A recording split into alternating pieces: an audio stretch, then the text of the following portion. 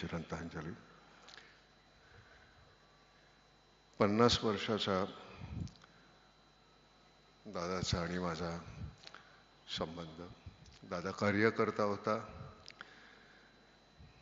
आणि मी कधी बारामतीला गेलो की माझी सगळी उठबस दादा पाहायचा.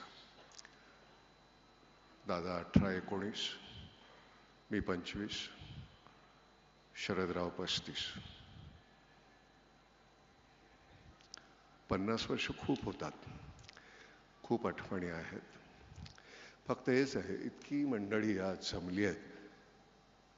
ह्या शोकसभेच्या ठिकाणी दादाचा आज 75वा वाढदिवस साजरा करायला आपण जमलो असतो ते जास्त बरं वाटलं असतं.